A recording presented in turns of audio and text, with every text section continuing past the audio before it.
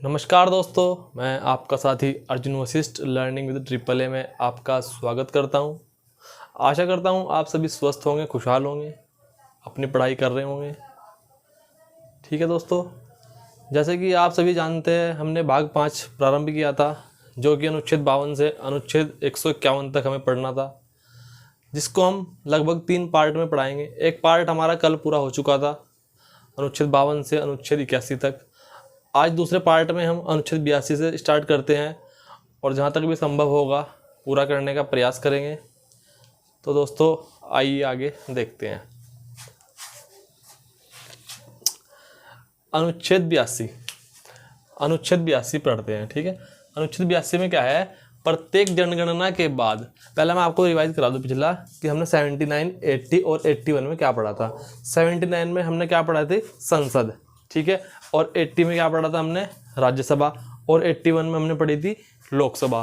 ठीक है, 81 के बाद यानी कि आगे जो अनुच्छेद आने वाले हैं वो लोकसभा और राज्यसभा से संबंधित ही होंगे। ठीक है, अब देखते हैं अनुच्छेद 82 यानी कि 82 में क्या दिया गया है कि प्रत्येक जनगणना के बाद सीटों का समायोजन, यानी कि जब भी देश में जनगणना होगी तो उस जनगणना के बाद जो लोकसभा राज्यसभा में सीटें हैं उनका समायोजन किस प्रकार होगा, जो कि आप जानते होंगे कि प्रति 10 लाख व्यक्ति पर एक सांसद चुना जाता है। और जब जनसंख्या बढ़ेगी, जितनी बार जनगणना होगी तो उसी के हिसाब से सीटें भी बढ़ जाती हैं। ठीक है, तो प्रत्येक जनगणना के बाद सीटों का समायोजन 10 लाख पर, ठीक है, एक सांसद होता है। अब देखते हैं अनुच्छेद 83। अनुच्छेद 83 में क्या दिया गया है, सदन की अवधि। ठीक है, सदन की अवधि हमारे कल बताए थे 2 सदन होते हैं, राज्यसभा और लोकसभा। संसद के कितने सदन होते हैं, 2 सदन होते हैं, राज्यसभा और लोकसभा। और संसद के अंग कितने होते हैं, संसद के अंग होते हैं 3, राज्यसभा, लोकसभा और राष्ट्रपति। ठीक है, तो हम देखते हैं अनुच्छेद 83 में क्या है, सदन की अवधि। सदन के 2 सदन है, राज्यसभा और लोकसभा। लोकसभा का जो कार्यकाल होता है वो होता है 5 वर्ष। ठीक है, और राज्यसभा का कार्यकाल नहीं होता, ये जो है लगातार चलती ही रहती है। इसमें क्या होता है, प्रत्येक 2 वर्ष बाद सदस्य बदलते रहते हैं। ठीक है, तो राज्यसभा क्या है, स्थायी सदन। ठीक है, और लोकसभा हमारी 5 वर्ष बाद बदल जाती है। ठीक है, अब देखते हैं अनुच्छेद 84। अनुच्छेद 84 में क्या है, जो सांसद होते हैं उन सांसद की योग्यता का वर्णन अनुच्छेद 84 में किया गया है। ठीक है, अब देखते हैं अनुच्छेद 85। अनुच्छेद 85 में क्या है, सत्र, जब एक सत्र पूरा हो जाए तो उसको आहूत करने को 17 बोलते हैं। इसकी चर्चा अनुच्छेद 85 में की गई है। और 17 कौन करते हैं, राष्ट्रपति करते हैं।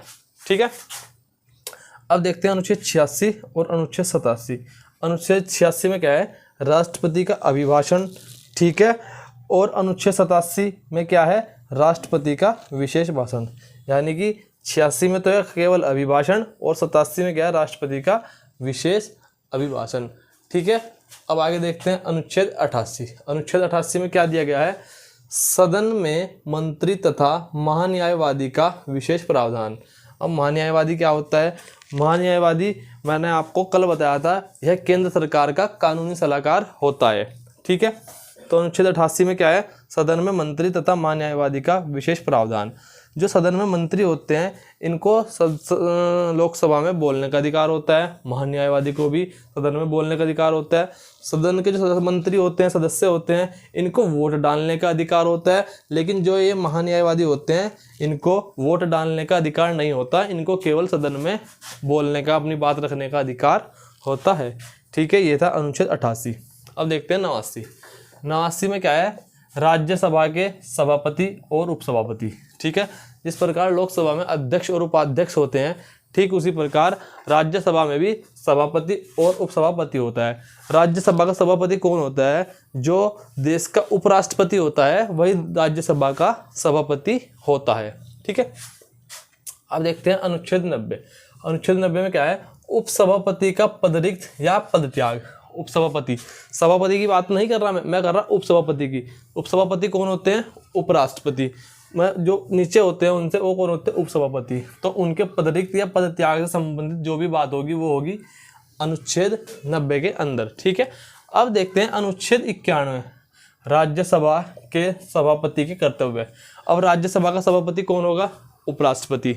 ठीक है, तो राज्यसभा के सभापति के जो कर्तव्य होंगे वो होंगे अनुच्छेद 91 में। ठीक है दोस्तों, अब देखते हैं अनुच्छेद 92 में। अनुच्छेद 92 में क्या है, सभापति उपसभापति को तब अध्यक्षता नहीं करनी चाहिए जब उन्हें पद से हटाने का प्रस्ताव विचाराधीन हो। यानी कि जब कभी भी सभापति और उपसभापति के खिलाफ या उन्हें हटाने का प्रस्ताव आया हुआ हो तो तब उन्हें अध्यक्षता नहीं करनी चाहिए। ये बात किसमें कही गई है, अनुच्छेद 92 में कही गई है। ठीक है, अब देखते हैं अनुच्छेद 93। अनुच्छेद 93 में क्या है, लोकसभा के अध्यक्ष और उपाध्यक्ष। जैसे अनुच्छेद 89 में क्या था, राज्यसभा के सभापति और उपसभापति। तो अनुच्छेद 93 में क्या है, लोकसभा के अध्यक्ष और उपाध्यक्ष। ठीक है, अब देखते हैं अनुच्छेद 94। अनुच्छेद 94 में क्या है, लोकसभा के अध्यक्ष तथा उपाध्यक्ष, अध्यक्ष और उपाध्यक्ष को पदरिक्त होने या पदत्याग देने या पद से हटाए जाने से संबंधित बात किसमें की गई है, अनुच्छेद 94 में। ठीक है दोस्तों, एक बार रिवीजन कर लेते हैं। अनुच्छेद 82 में मैंने क्या बताया आपको कि प्रत्येक जनगणना के बाद सीटों का समायोजन, जो कि 10 लाख पर 1 होता है। ठीक है, सांसद। 83 में सदन की अवधि, राज्यसभा स्थायी सदन होता है और लोकसभा का कार्यकाल 5 वर्ष का होता है। ठीक है, अनुच्छेद 84 में सांसदों की योग्यता बताई गई है और 85 में सत्र को आउट करने हेतु 17 वचन की चर्चा की गई है। ठीक है, 86 में राष्ट्रपति का अभिभाषण, 87 में राष्ट्रपति का विशेष अभिभाषण।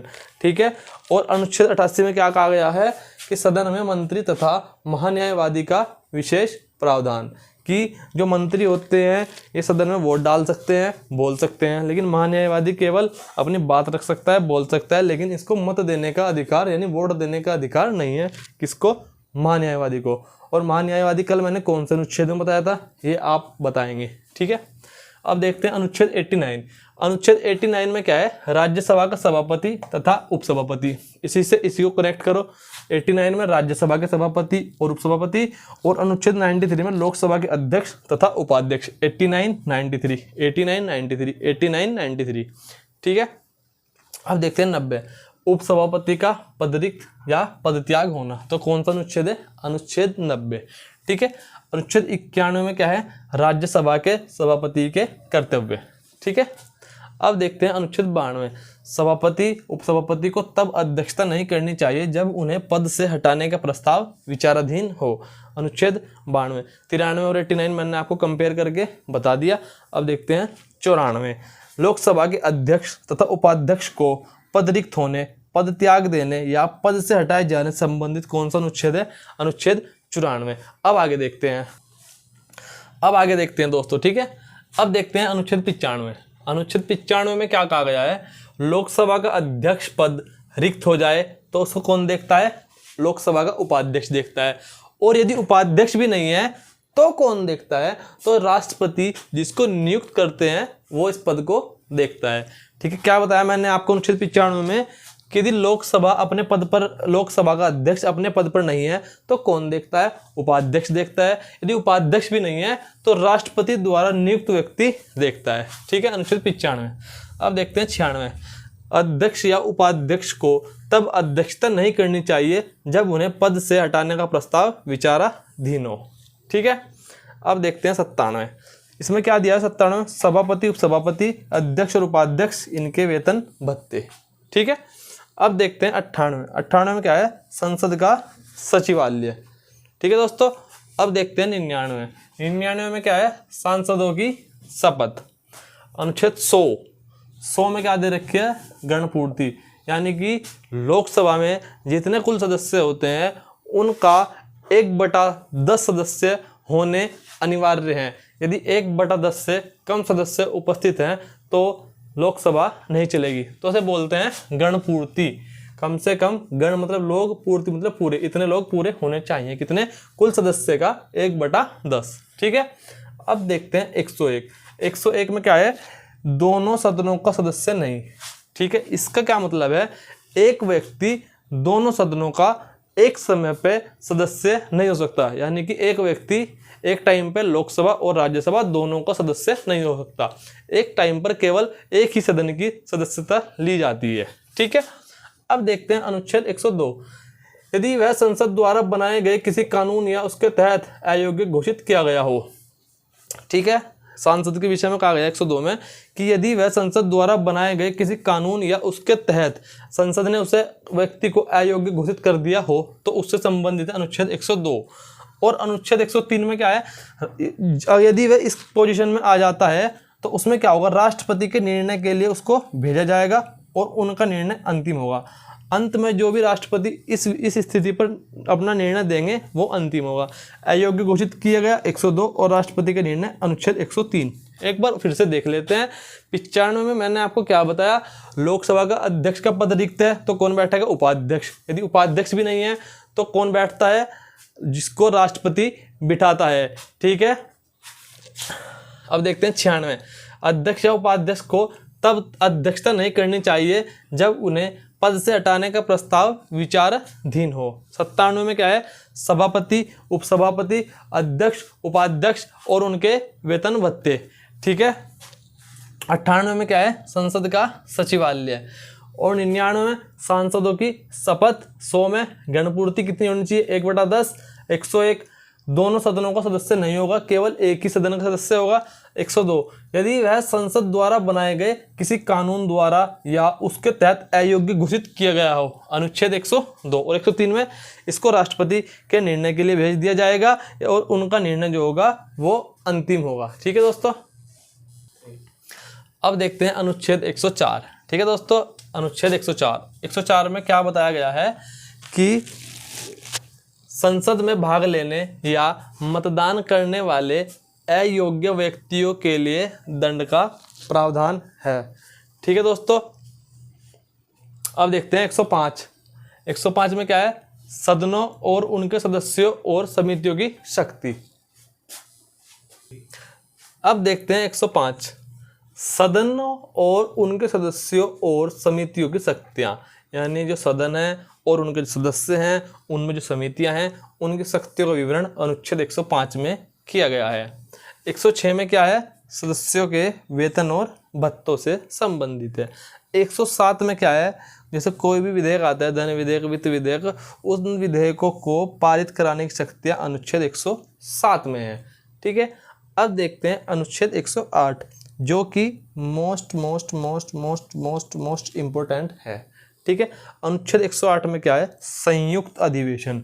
संयुक्त अधिवेशन कब बुलाता है राष्ट्रपति, यदि किसी बिल को एकदम से पास कराना हो, लोकसभा से भी और राज्यसभा से भी, तो राष्ट्रपति क्या करते हैं, लोकसभा और राज्यसभा की दोनों की कंबाइंड बैठक बुला लेते हैं और उस बैठक में उस बिल को पास करा लिया जाता है। क्यों, उसमें लोकसभा वाले भी होते हैं, राज्यसभा भी होती है और राष्ट्रपति जी ने तो बुला ही रखी है, तीनों एक साथ होते हैं और बिल को एक ही दिन में पास करा लिया जाता है। ठीक है, अब देखते हैं 109। इसकी अध्यक्षता, संयुक्त बैठक की अध्यक्षता कौन करता है, लोकसभा का अध्यक्ष करता है। ये भी क्वेश्चन इंपॉर्टेंट है। ठीक है, अनुच्छेद 109 में क्या है, धन विधेयक के बारे में विशेष प्रावधान। ठीक है, 109 में तो धन विधेयक का विशेष प्रावधान दिया गया है, जबकि 110 में धन विधेयक की परिभाषा दी गई है।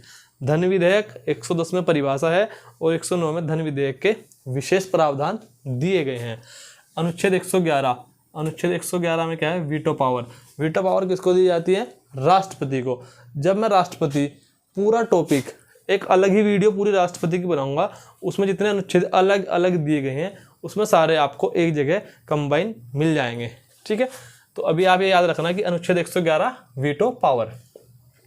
अनुच्छेद 112 में क्या है, वार्षिक वित्तीय विवरण, जिसको हम बोलते हैं बजट। बजट का संविधान में कहीं भी जिक्र नहीं है। बजट को संविधान में क्या कहा गया है, वार्षिक वित्तीय विवरण, अनुच्छेद 112। यहाँ से भी क्वेश्चन बहुत आता है, इसको भी आप रट लेना। ठीक है दोस्तों, अब देखते हैं अनुच्छेद 113। 113 में क्या है, प्राक्कलन। 114 विनियोग विधेयक। 115 अनुपूरक अनुदान। 116 लेखानुदान और 117 वित्त विधेयक। ठीक है दोस्तों, इन चार टॉपिक और पांचवा ये। इन सभी विधेयक कैसे बनता है, इन सब के क्या अर्थ हैं, पूरी डिटेल में चर्चा करेंगे उनके ऊपर। इनकी एक अलग से मैं वीडियो बनवा दूंगा, ठीक है। फिलहाल आप इतना याद रखें, 110 में धन विधेयक, 111 में वीटो पावर, 112 में वार्षिक वित्तीय विवरण जिसको बजट बोलते हैं, 113 में प्राक्कलन, 114 विनियोग विधेयक, 115 अनुपूरक अनुदान, 116 लेखा अनुदान और 117 वित्त विधेयक, ठीक है। इधर का भी रिवीजन एक बार कर लेते हैं। 104 में क्या है, संसद में भाग लेने या मतदान करने वाले अयोग्य व्यक्तियों के लिए दंड का प्राविधान 104 में दिया गया है, ठीक है।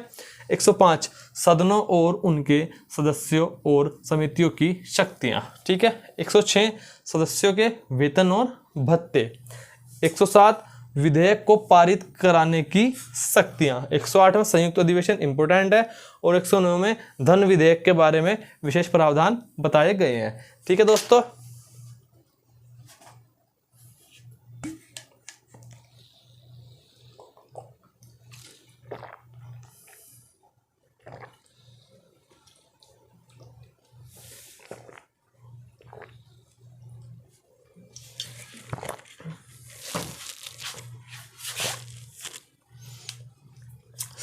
ये भी इंपॉर्टेंट है, वीटो पावर राष्ट्रपति में पढ़ेंगे, बहुत इंपॉर्टेंट है। और वित्त विधेयक से भी क्वेश्चन बनता ही बनता है और लेखा अनुदान से क्वेश्चन बनता है, ठीक है दोस्तों। जिन पर स्टार लगे हुए हैं इनको तो कहीं से कहीं तक भी छोड़ मत देना, इनको तो अपने ध्यान में उतार लेना बिल्कुल, ठीक है दोस्तों। आशा करता हूँ आपको यहाँ तक समझ आए होंगे। भाग 5 चल रहा है, अनुच्छेद 117 तक हमने पढ़ लिए हैं। पार्ट 3 में 151 तक पूरे अनुच्छेद में करा दूंगा। आपका अभी तक एक भी अनुच्छेद नहीं छूटा है, अनुच्छेद 1 से लेके अनुच्छेद 117 तक आप अगर इन्हें डेली रिवाइज करोगे ना मेरे साथ, जब तक 395 तक हम पहुंचेंगे आपकी उंगलियों पर सारे अनुच्छेद रट जाएंगे, ठीक है दोस्तों। तैयारी में लगे रहो, जितना ज़्यादा से ज़्यादा आपको दिया जा सकेगा उतना ज़्यादा से ज़्यादा मटेरियल देने की कोशिश करूंगा। और यूपी पुलिस में मैंने कल आपको बताया था कि 37 में से 20% ब्लैक बोर्ड से आएंगे, 100%। जो टॉपिक कहीं नहीं पढ़ाए जाते उन टॉपिकों पर विशेष चर्चा आपके साथ की जाएगी। क्वेश्चंस यहीं से फंसेंगे, क्वेश्चंस कहीं बाहर से नहीं आते। हमने भी देख लिया, क्वेश्चंस को सिर्फ जहन्नुम में से उतारा जाता है, उसके अंदर से निकालना पड़ता है। पहले क्या होता था, क्वेश्चन ऊपर ऊपर से पूछ लिया जाता था, लेकिन अब नहीं, अब क्वेश्चन में अंदर तक जाना पड़ता है, तब जाके क्वेश्चन का आंसर निकलता है, ठीक है। तो आपको कोई भी अनुच्छेद नहीं छोड़ना है, क्योंकि इसमें भी ये नहीं पता कि कौन सा अनुच्छेद आपसे कल प्राक्कलन पूछ लिया जाए, क्योंकि वित्त विधेयक तो चलता ही है, धन विधेयक भी चलता है, प्राक्कलन पूछ ले, विनियोग पूछ ले, अनुपूरक पूछ ले, कोई सा भी अनुच्छेद पूछ सकता है। इसलिए मैं आपको अनुच्छेद 1 से अनुच्छेद 395 तक नॉन स्टॉप सारे अनुच्छेद कराऊंगा। आपको पूरी क्लास देखनी है अनुच्छेद वाली। इसके बाद प्रत्येक पार्ट की, प्रत्येक टॉपिक की अलग से वीडियो आएगी जिसमें आपको विस्तार पूर्वक उसके अंदर तक का सारा विस्तार से बताया जाएगा, ठीक है दोस्तों। लर्निंग विद ट्रिपल ए में आपका स्वागत है। लाइक करें, कमेंट करें, शेयर करें। धन्यवाद।